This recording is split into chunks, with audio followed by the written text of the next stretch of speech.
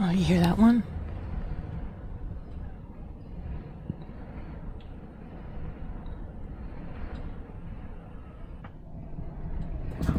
You hear that? Yeah, shook. Just like shake, shake, shake, shake, shake. It's hard to just sit in the camper and not think about it shaking around you. Here's another one.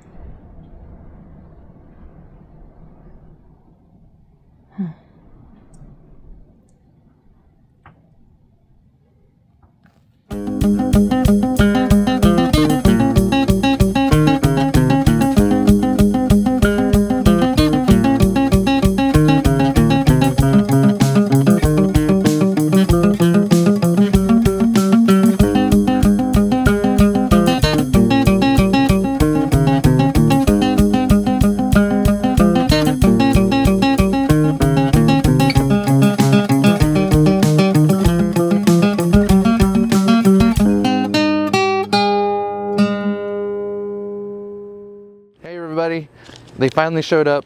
It took a couple of weeks, but we finally got our plates for our vehicle. When we get them on the vehicle, I wanted to kind of go over what a domicile is and why we picked Texas as our domicile state, as well as the process in Texas for setting up your domicile and getting everything all set for life on the road.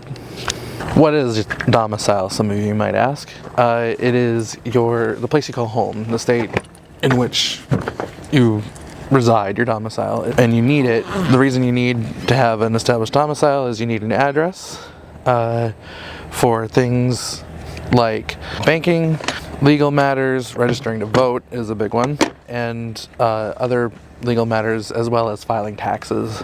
The three most common states for setting up residency for someone that's living on the road full-time are South Dakota, Texas, and Florida.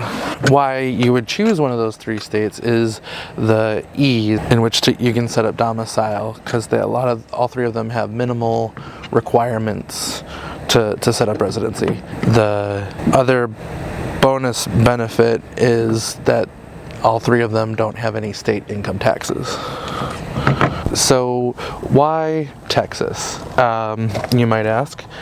Well, it makes it easier to prove intention, at least for us, because it's more centrally located, and its size, it makes it easy to come back to year over year.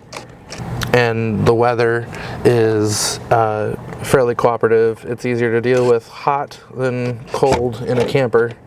And Florida, for instance, while they have the temperature, they're located way in the corner of the country, making it harder to get to year over year.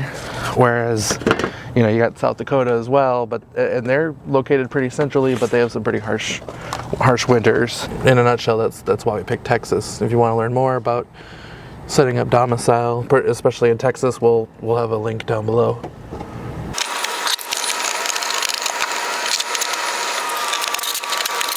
So, what's the process to get set up with residency in Texas, you might ask? Well, to start with, you're going to need an address. When you're on the road, to get set up with an address, you're usually going to want to wind up using a mailing service.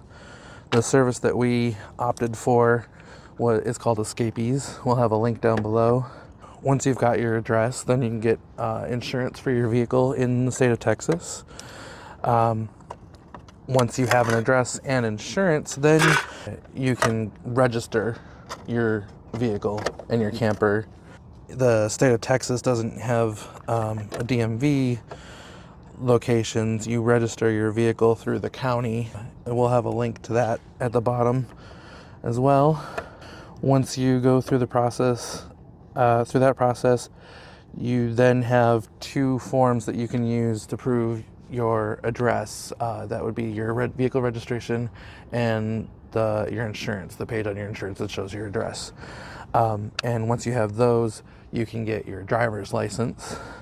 To get your driver's license in the state of Texas, you go through DPS. That's the Department of Public Safety. We'll have links to that as well. One of the things you're going to want to keep in mind is you're going to need an appointment for that. once you've got your driver's license and everything's all registered, congratulations, you're a resident of Texas. One of the things I wanted to kind of address with all this was, obviously, when it comes to legal matters, especially things like residency and stuff, you should definitely, we're not lawyers, you should definitely consult with legal experts to ensure that you're doing what you need to keep yourself safe. In fact, we were reading an article not that long ago about a Minnesota couple that set up their residency in South Dakota and actually wound up getting sued for back income taxes and lost. As always, just, be safe, especially in all things, especially driving out, spending time on the road full time and all the legal matters and all that.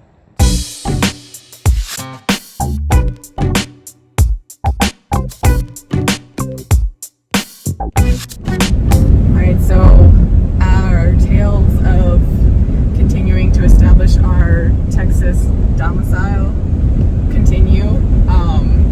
Might not be able to realize this, but it's actually been a couple weeks since we got our license and our license plates for the car or the truck, and so we are on the way to, it's not called a DMV, what's it called? Department of Public Safety. So Texas doesn't have like DMVs, at least that's in Virginia, and then South Dakota we saw physical DMV, like it was labeled DMV, you go there, you get your license and everything. Texas doesn't have that. You go to the public safety places, but we're on a tight schedule here because many of them are scheduled weeks out in order to get an appointment, and we're leaving Texas this weekend. So we're trying to get our driver's license all worked out before we have to leave.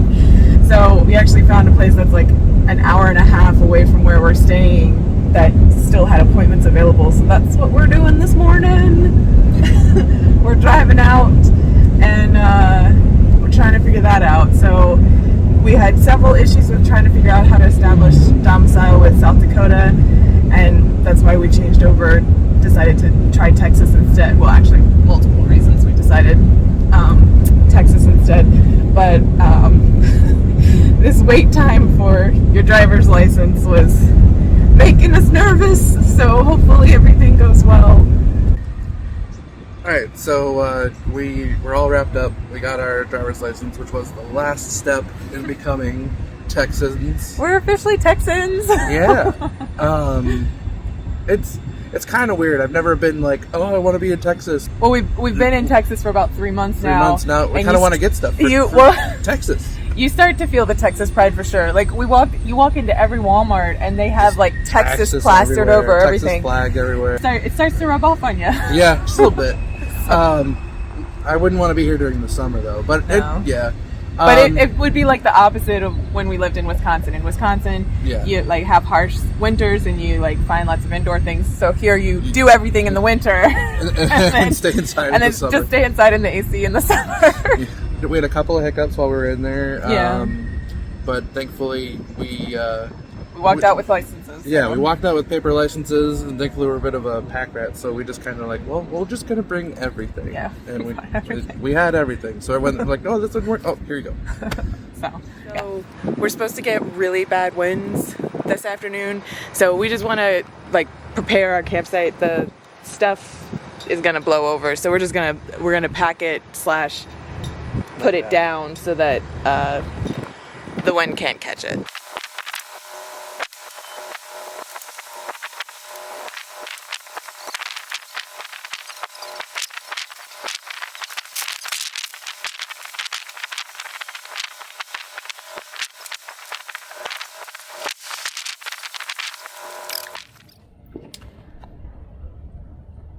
Can you hear that?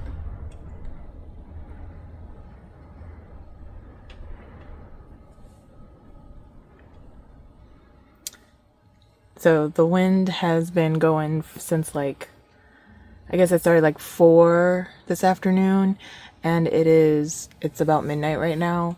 Based on the weather app, the wind should be, it's not going to go away, but it should be dying down a little bit over the next couple hours. It is loud enough to hear in here, and it even sort of shakes the camper a little bit. So thought I'd see if I can catch it on the video. I don't know how well a video can pick up the wind, but it is definitely going. It's more of gusts, I guess I should say, but you can definitely hear it. It's kind of just out there howling right now. I'm not sure how well the video's picking it up.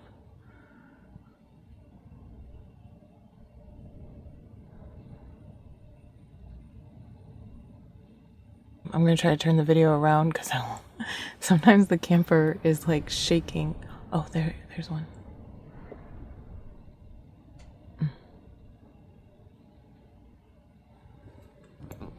Can you see like the door shaking? My Kindle holder shakes a lot too.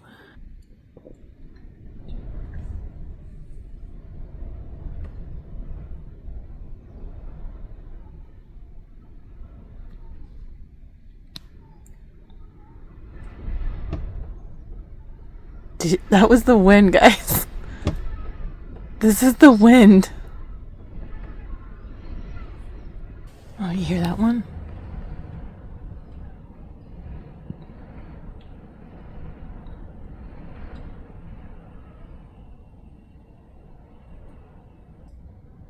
Oh, there it goes again.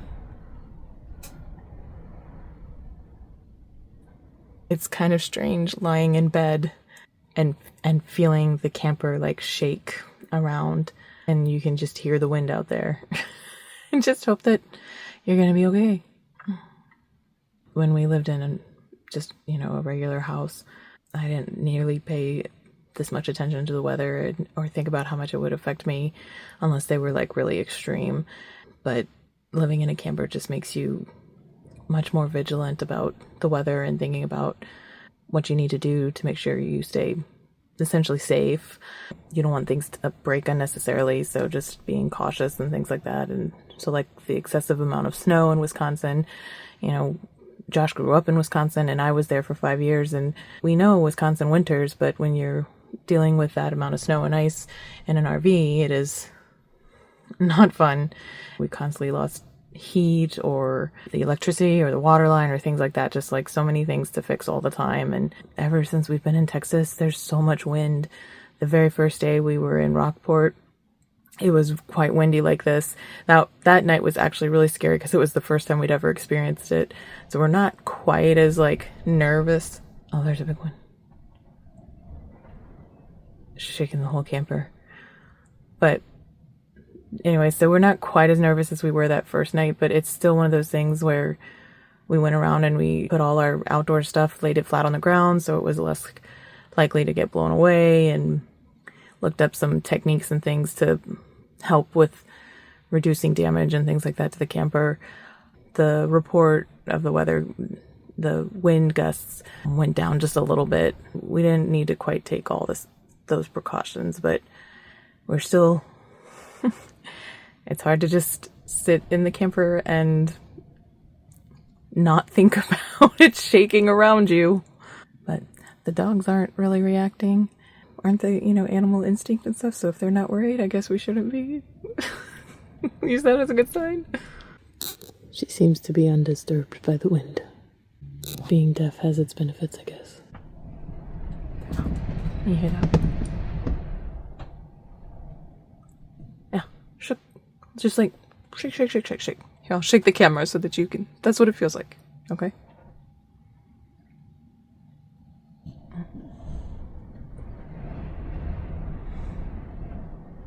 Here's another one.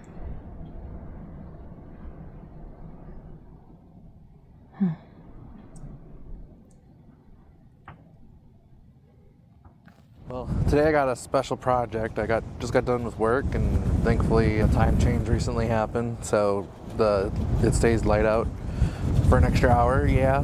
Before I get to the project, it's got a bit of a story to tell you. At the end of our stay at the last resort in Rockport, Maggie got pulled over. She got pulled over by the Rockport City Police Department. We didn't know it when we decided to set up residency here, that when you have a dually, you are required to have mudflaps on the rear. That was not the case in Virginia. I didn't think it was the case in Wisconsin, and those are the two states that I've lived in as an adult, so I didn't know this was a thing. I thought they were just more of a vanity thing, protection thing for your own vehicle. So in the state of Texas, I believe it reads, any truck or vehicle or trailer with 4 or more wheels on the rear axle, so think like your semi-trailers and the dually trucks and such, are required to have mud flaps, and that's regardless of whether it's commercial or not. We found that out, like I said, right at the tail end of our last stay. It was too late for us to have it delivered, so we were a little nervous when we moved up to Waco.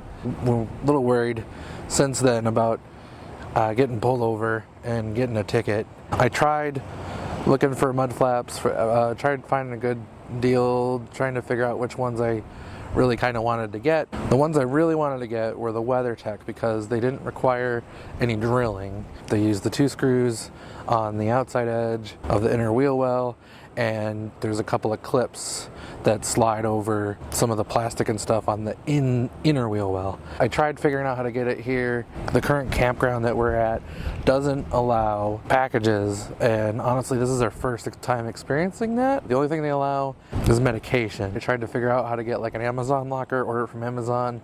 It was more money from Amazon than we could have gotten it from one of the parts stores. They're too big. I couldn't set it up for a delivery to an Amazon locker, and I tried talking to FedEx, UPS and such, and seeing if there was a way I could have it delivered there. The campground here says that most people get a P.O. box over at the post office down the road, and one of the big problems is you know, I work all day about the time that they're all open, and trying to get a way to go set up a P.O. box for just a month. I don't even know if they do just 1 month at a time, I'm not sure. Trying to get away, get it set up, it's been a bit of a headache, and so finally I just caved. I called the local Ram dealership and I got it all set up so that they ordered a set for me. Thankfully there was a Mopar accessories coupon. It's 15% off.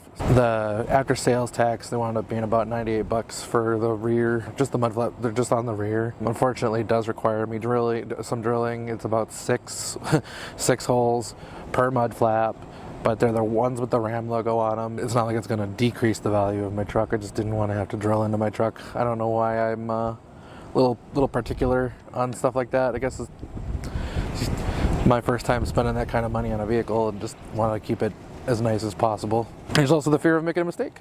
To continue this story, I had them order it.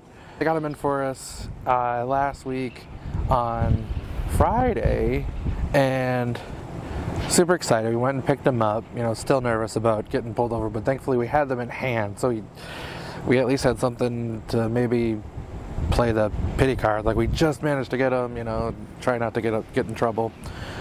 Get back to the camper, and I open up the package and I'm reading the instructions, which is not something I normally do, you know, with ADHD. Just tend to just wing it and go. I'm glad I did, because they were the wrong ones. They ordered the ones for some of the higher end dualies. Some of the higher end Ram pickup trucks come with fender flares, and mine doesn't have the fender flares. I had to call them back, so we called on Saturday, and then we got a little bit of false hope. They said that they had them in stock, and the ones he looked up were actually the ones for the single rear. He re-looked them up, found the ones without for the ones without fender flares, and got those ordered, and he got those in. They got those in yesterday, Tuesday. We went and picked them up. So anyway, as you probably guessed, the project today is installing the mud flaps on our dually. Here they are in the package. Never mind the mess.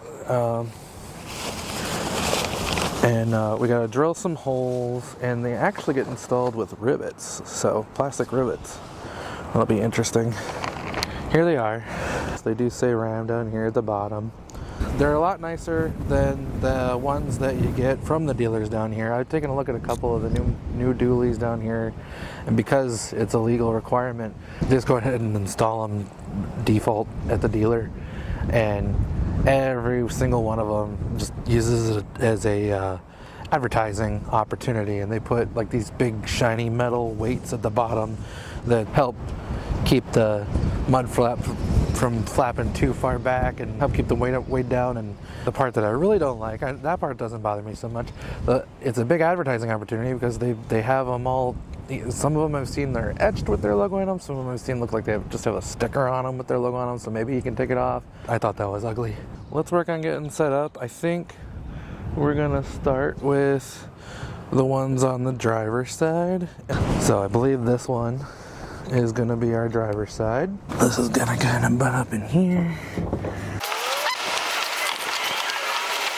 It's gonna reuse these two screws here, and so that's gonna help us line it up for the drilling. I think it's gonna be something like that. Alright. Yeah, and this is all plastic, so getting kind of chewed up probably from all the rocks. These new BF Goodrich tires that I put on while we were in Wisconsin are quite the little rock flingers, so I'm kind of glad we're getting these. I'll be getting the front ones later.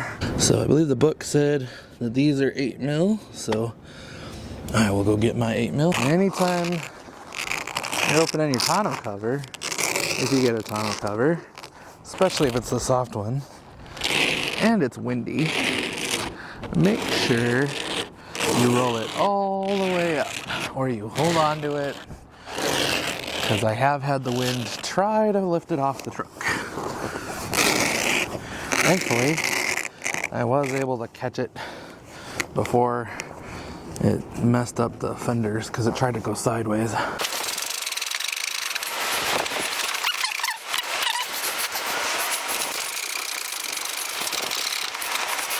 Line up this top guy. We don't want to tighten it all the way because we got to make sure we get everything lined up first.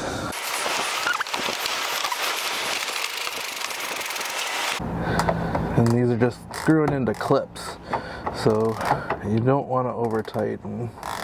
I think I'm gonna go grab a clamp, see if I can clamp this in place.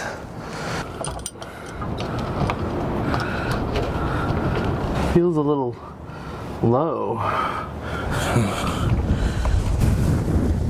What do you guys think? Look pretty good? Well, let's see if we can get our drill in there. Moment of truth. Do we have enough room? We do not. Look at that. I don't know if I'm going to be able to do this. That is quite unfortunate. I've decided to stop for the night, finish cleaning up, and just kind of go inside. I might call the dealership and see how much it's going to cost to have them do it, because they can just put it on a lift. I don't have a jack or anything to be able to lift the truck up safely and take the wheels off. I'm also going to do a little bit of research because I know there's some attachments and such for drills for tight spaces, but I just don't know if it's going to be enough room. I was cleaning up, and that thing that I was talking to you guys about happened. The tonneau cover got caught by the wind while I was trying to roll it back down. Let's see if I can get you a good view of the nice little scratch. Right there. It's not super bad. Probably be able to buff out. I haven't been able to get over it because it's too windy to check the rest of the roof. So I think we got the tools that we need. I picked up a right angle attachment for my drill that works with a 1/4 inch shank. I'd already gotten this. It's a riveter. This one might be a little tight, but I've got a couple of tricks up my sleeve if this winds up being too tight for a couple of them. Let's get set back up and try to get these bad boys installed so that we're legal. These are 8 mil.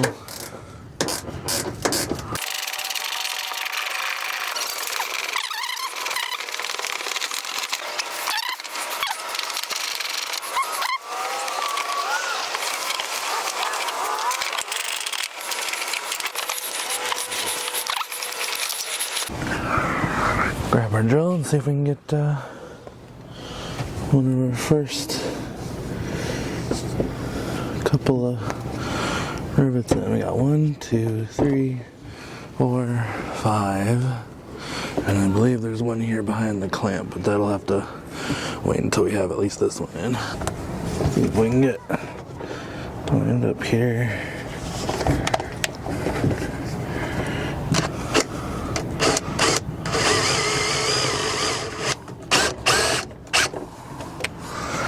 This probably wouldn't work if this was metal. Not strong enough. And we got a hole on the other side. Probably got to clean that up a little bit. Oh shoot. Well, our first mistake was made. That's unfortunate. We drilled through a little plastic piece back here. So there's a piece of plastic trim that is sort of like a J, and you're only supposed to drill through one part of it, and drilled all the way through. But it's still just a little small piece of plastic.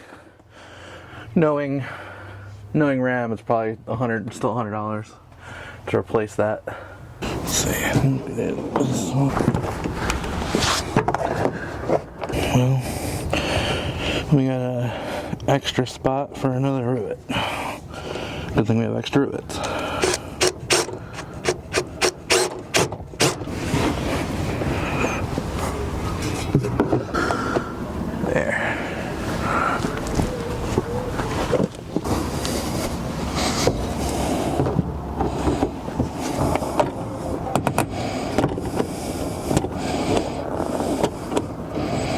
There you have it.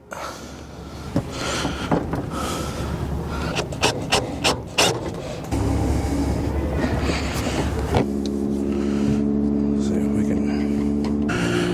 Should be tight.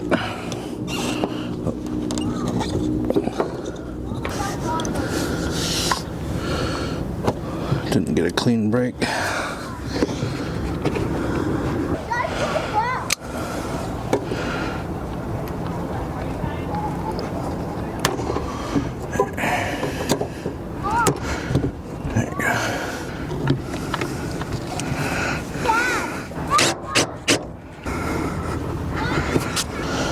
Don't think we're gonna get away with the same thing on this one.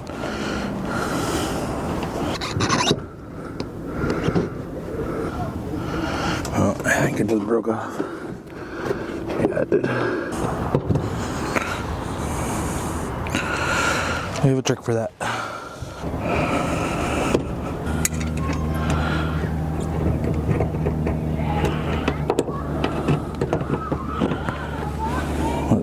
We can do this.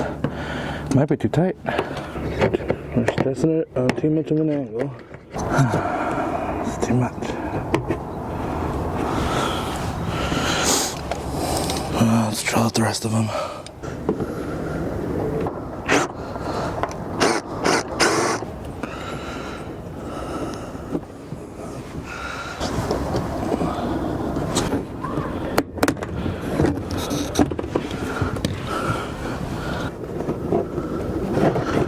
Worked.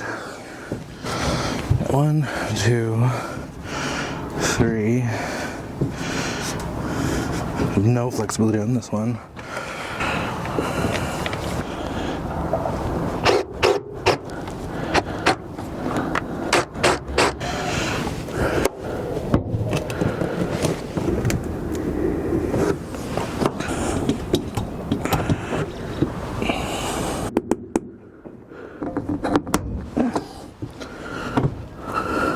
We got 4, 2, 3, 4 in, 2 not in. Well, that one's it's not gonna go anywhere until I can figure out what to do here. Get the other side on. Might need to go grab my headlamp. Kind of racing against the clock here. Well, sun, not the clock.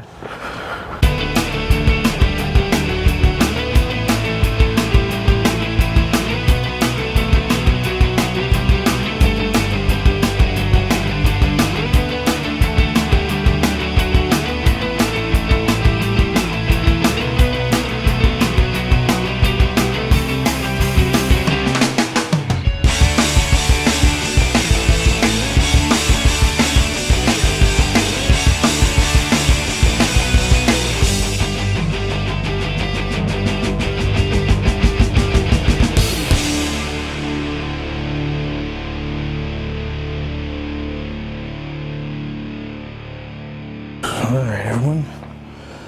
Not done yet. Missing 2 on each side. But, yeah, I don't know if you can see it. Yeah, you can't see it. We'll get a better look. We ran out of time. That one may be a little more visible. We'll get a better look in the daylight, but they're on at least. Gonna try not to go too far without putting those other 2 rivets in on each side. But for tonight, they're on. We're legal. Yay. If you enjoyed this, please give it a thumbs up and make sure to subscribe and hit that bell to get notifications for new videos.